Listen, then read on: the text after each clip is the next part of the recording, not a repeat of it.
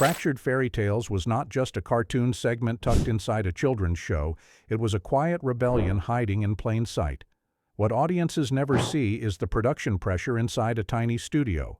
Writers racing against broadcast deadlines, animators stretching pennies into minutes of screen time, network notes colliding with satire that cuts far sharper than it appears. This video reveals 30 weird secrets about Fractured Fairy Tales. Secret number 30.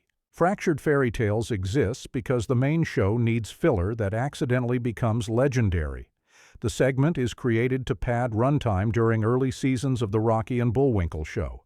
It is not a prestige idea. It is not a passion project. It is a scheduling solution. Writers are told to adapt fairy tales quickly with minimal animation needs. What emerges is something sharper than the main plot lines. Satire slips through because no one expects danger from nursery stories. Network executives barely review scripts because fairy tales seem harmless.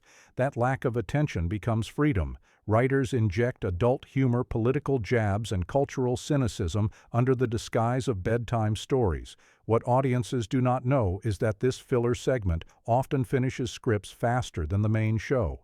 Speed becomes style. Brevity becomes bite.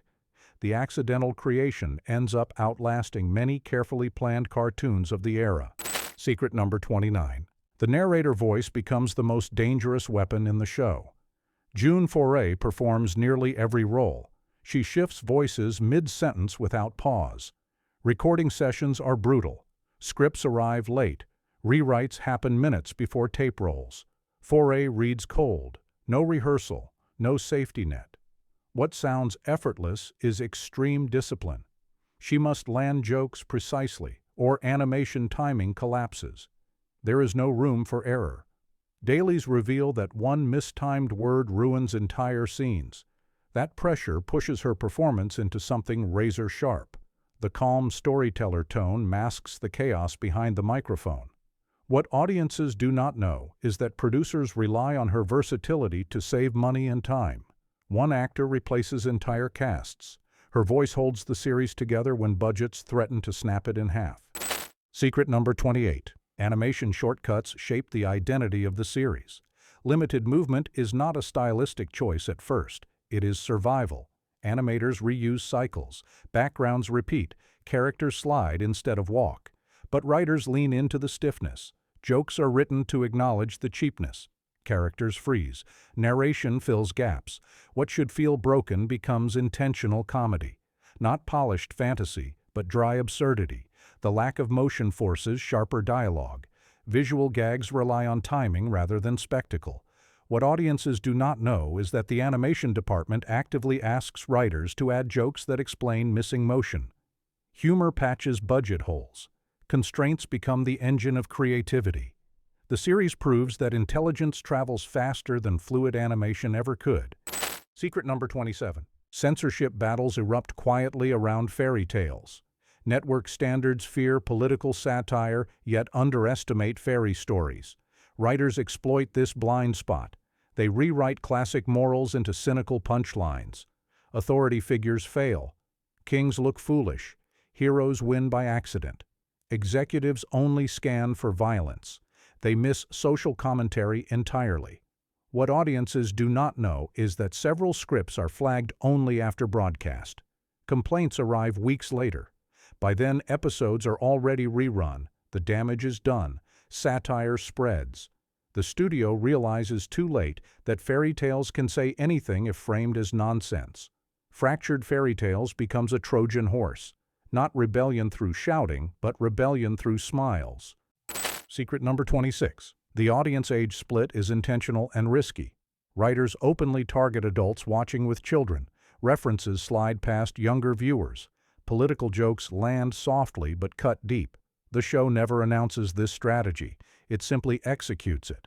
What audiences do not know is that some jokes are written specifically to fail with kids. Silence becomes proof of success. Laughter from parents in living rooms confirms the mission. This dual-layer approach helps redefine television animation. It proves cartoons do not need to choose one audience. They can serve both without compromise. Fractured fairy tales quietly sets the blueprint for decades of animated satire to follow. Not louder, not flashier, just smarter. Secret number 25. Fractured fairy tales survives because writers treat deadlines like combat. Scripts are often finished hours before recording. There is no luxury of polish. Ideas erupt, then collapse, then rebuild in real time. Writers pitch jokes aloud while others type. If it gets a laugh, it stays.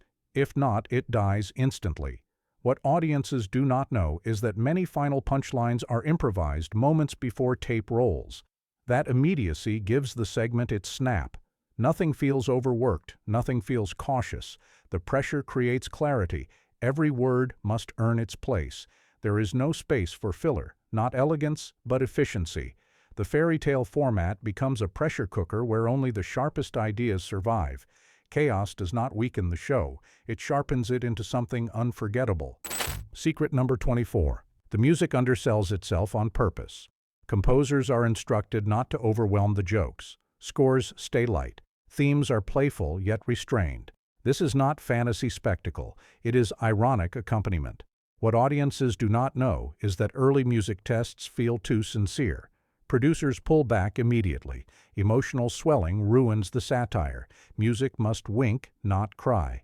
This restraint keeps fairy tales from becoming sentimental. It prevents nostalgia from softening the blows. Each cue exists to punctuate absurdity, not amplify wonder.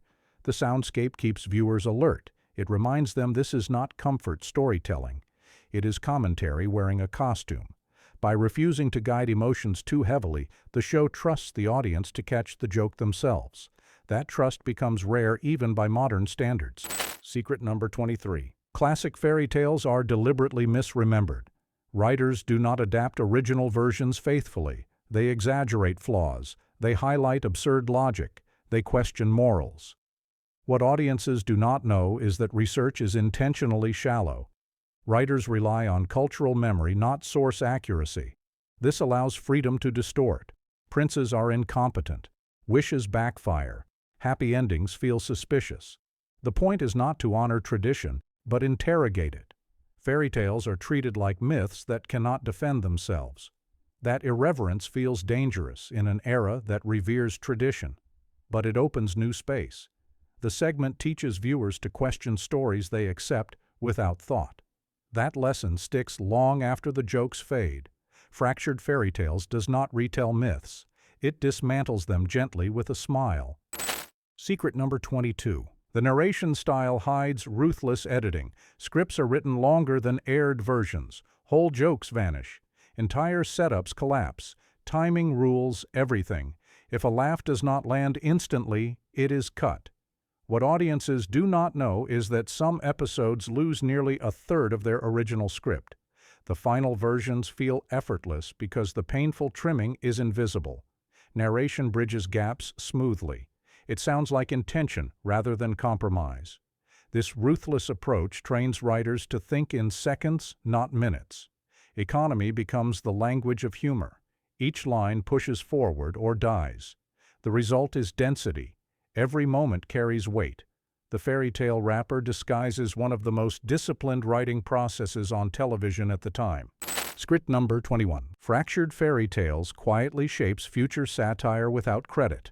Writers who grow up watching it carry its DNA forward. The dry narration, the absurd reversals, the refusal to explain jokes. What audiences do not know is how deeply this segment influences later animated comedy. Its fingerprints appear everywhere decades later. Not through imitation but philosophy. Respect the audience. Trust intelligence. Hide sharp ideas in playful forms. The show never markets itself as revolutionary. It never claims importance. That humility helps it slip through history unnoticed, yet undefeated. While louder cartoons chase attention, this one survives by precision. Its legacy is not volume. It is endurance. Secret number 20. The moral endings are intentionally unstable. Traditional fairy tales resolve neatly. Fractured fairy tales refuses comfort. Lessons wobble. Consequences feel arbitrary. Victories feel hollow. What audiences do not know is that writers actively debate removing morals entirely. Networks resist. a compromise forms. Endings exist but undermine themselves. Narration states a lesson, then immediately contradicts it through action. This tension becomes the joke.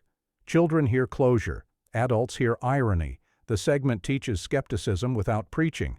It trains viewers to doubt simple answers. In a television era obsessed with clarity, this ambiguity feels radical. Not instruction, but observation. The fairy tale ends, yet questions remain. That discomfort lingers. It quietly prepares audiences for satire that does not reassure. It asks them to think instead of agree. Secret number 19. Character design avoids beauty on purpose. Heroes look awkward. Villains look bored. Royalty looks tired. This is not aesthetic laziness. It is thematic alignment. What audiences do not know is that designers deliberately strip glamour from fairy archetypes. Perfection would soften satire. Flaws sharpen it. Ugly crowns, lumpy armor, faces that refuse idealization. These visuals reinforce the idea that fairy tales lie. The design tells the truth the narration implies. Greatness looks foolish when examined closely. Power appears small. Fantasy loses polish and gains honesty. This visual philosophy keeps the segment grounded, even while logic collapses. It anchors absurdity in something human. The ugliness is not mockery, it is exposure. Secret number 18. Broadcast order chaos reshapes meaning. Episodes air out of sequence. Writers have no control. Character traits shift unexpectedly. Continuity dissolves. What audiences do not know is that producers stop caring about order entirely. Fairy tales do not require memory. Each story resets reality. This allows bolder risks. Writers break rules because nothing carries forward. Failure has no cost. That freedom fuels experimentation. Jokes can be darker. Endings can be crueler. Nothing must be preserved. The segment becomes a sandbox, not canon, but commentary. This lack of continuity anticipates modern anthology thinking decades early. It proves that meaning can emerge without narrative permanence. Each episode stands alone, yet collectively builds a worldview. Secret number 17. Audience laughter is imagined, not recorded. There is no laugh track. Timing relies on instinct. Writers and performers guess reaction speed. They trust silence. What audiences do not know is that this restraint creates tension. Pauses feel risky. Jokes land or fall without safety nets. This honesty keeps humor sharp. There is no artificial approval, only confidence. The absence of cues forces viewers to engage actively. They must decide what is funny. This approach feels subtle but powerful. It treats the audience as equals, not students. In an era of guided laughter, this feels daring. Fractured Fairy Tales assumes intelligence and never apologizes for it. Secret number 16. The fairy tale wrapper protects creators from backlash. Satire aimed directly at politics would trigger alarms. Fairy stories deflect blame. Absurd kings are not real leaders. Incompetent heroes are not citizens. What audiences do not know is that this disguise allows commentary on authority failure and social absurdity without naming targets. The humor becomes universal. It survives decades because it avoids specifics. Timelessness is not accidental. It is strategic. By refusing to anchor jokes to headlines, the series speaks across generations. The fairy tale mask does not hide meaning. It preserves it. Secret number 15. The writing room treats fairy tales as stress relief and battlefield at once. Writers juggle multiple segments daily. Burnout looms constantly. Fractured Fairy Tales becomes a pressure valve. Short scripts mean fast gratification. Jokes land quickly or die quickly. What audiences do not know is that some of the sharpest satire emerges when writers are exhausted. Fatigue strips politeness away. Ideas become blunt. Cynicism leaks through. That rawness defines the tone. The fairy tale format absorbs frustration safely. It lets writers mock systems without naming employers. Kings become stand-ins for bosses. Quests mirror production chaos. The segment is therapy disguised as humor. That emotional honesty seeps into every line. It gives the jokes bite that polish could never produce. Secret number 14. The narrator often contradicts the animation intentionally. Visuals say one thing, voice, says another. This tension creates comedy through distrust. What audiences do not know is that this device emerges from necessity. Animation arrives late. Scripts adjust after visuals lock.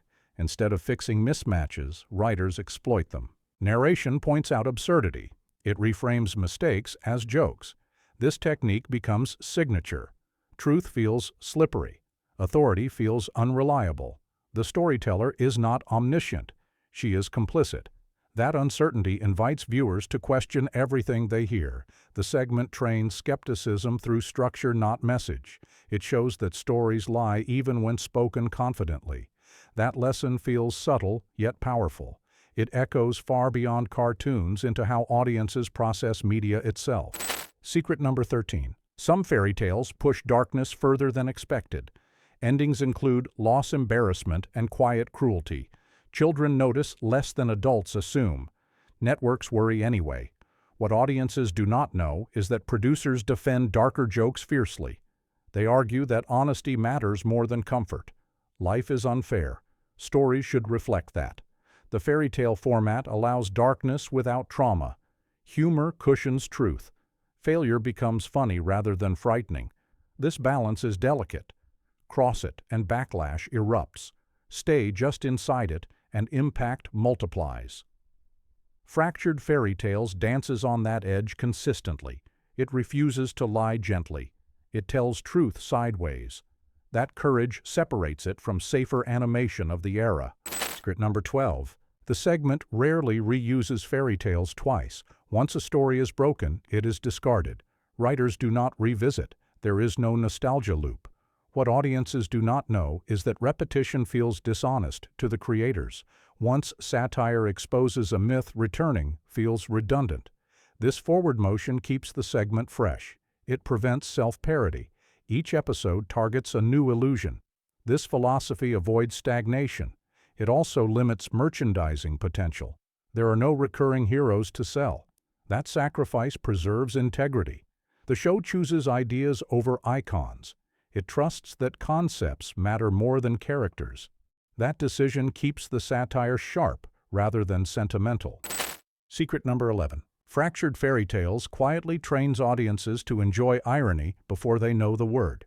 Children grow into adults already fluent in contradiction. They learn that narrators lie and morals wobble.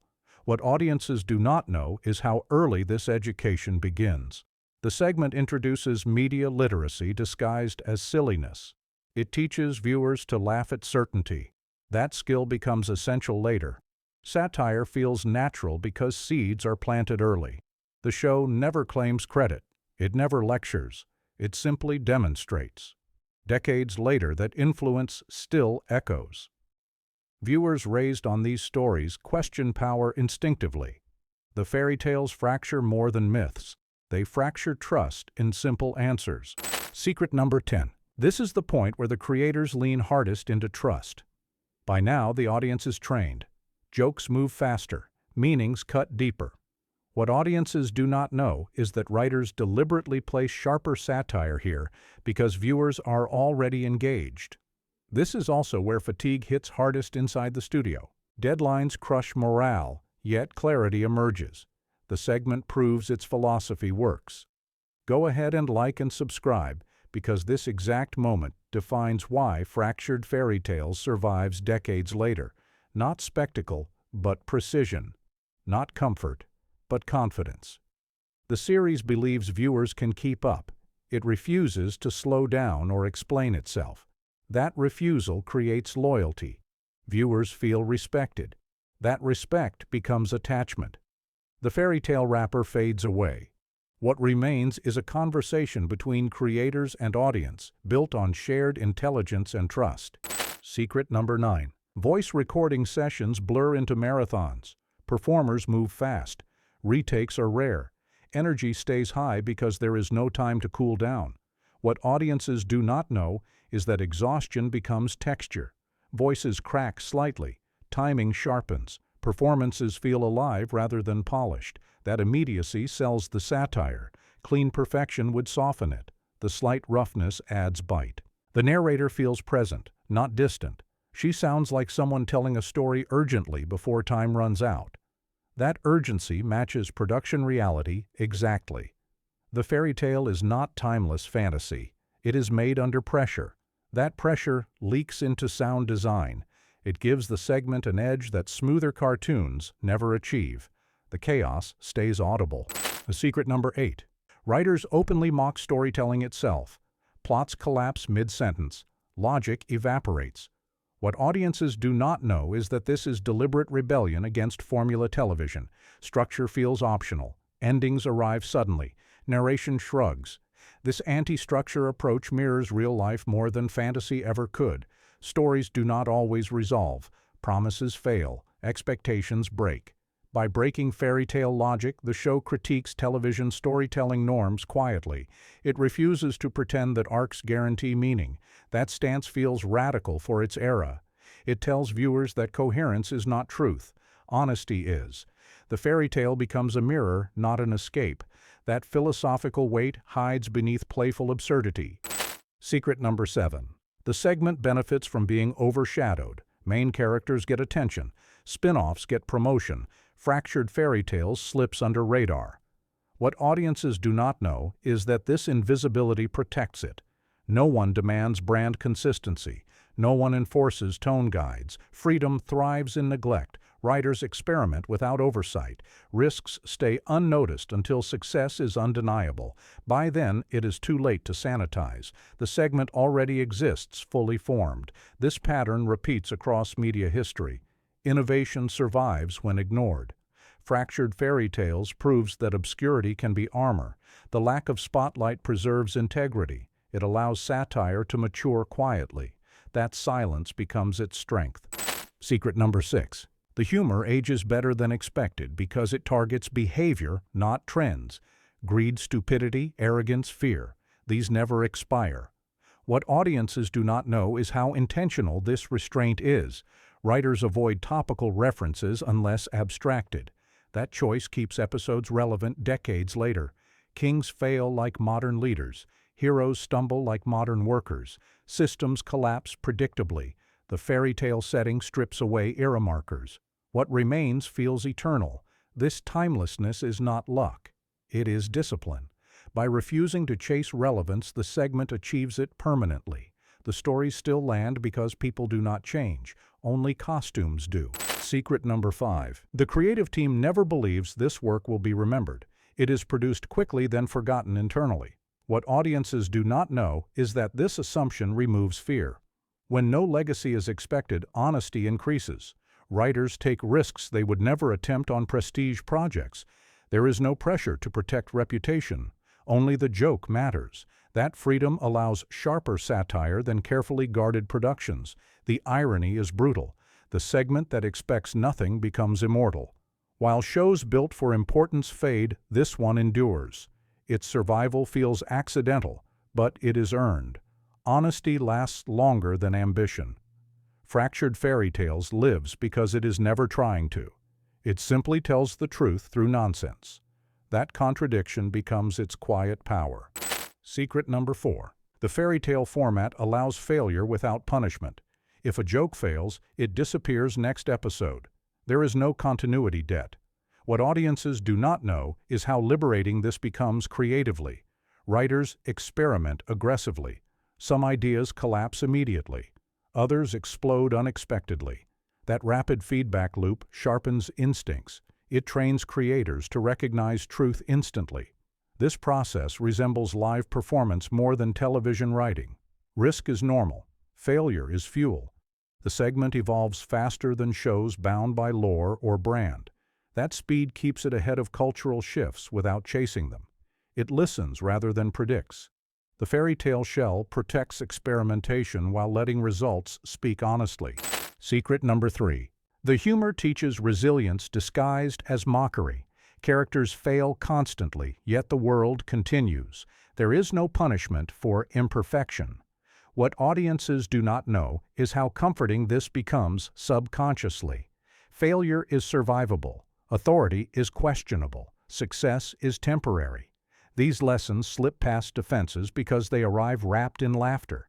The show never instructs viewers how to live. It simply shows absurd persistence. Life moves on after embarrassment. Systems wobble but endure. This worldview feels oddly grounding. It prepares audiences for uncertainty without fear. The fairy tale does not promise justice. It promises continuation. That promise feels more honest than happy endings ever could. Script number 2. The bonus fact hides in plain sight. Fractured fairy tales quietly influences how satire is allowed on television. Executives learn that sharp commentary can exist without outrage if delivered sideways. This lesson reshapes animation approval culture. What audiences do not know is how many later shows owe their survival to this proof. The segment demonstrates that intelligence does not alienate audiences. It attracts them. That realization changes risk calculations permanently. Satire becomes safer because this small segment already succeeded. Its impact ripples outward silently. It does not shout its importance. It proves it through endurance. That is its greatest trick. Secret number 1. Fractured fairy tales' legacy is not nostalgia. It is literacy. It teaches viewers how to watch critically, how to laugh without surrendering thought, how to enjoy stories while questioning them. What audiences do not know is that this skill stays with them forever. The fairy tales fracture expectations. They fracture trust in easy answers, and in doing so they strengthen audiences rather than deceive them. This was never just animation. It was training disguised as whimsy. That is why it survives. That is why it matters. If you enjoyed uncovering these secrets, subscribe and share this story. Because some fairy tales were never meant to stay whole. Fractured Fairy Tales proves that the sharpest stories hide behind smiles.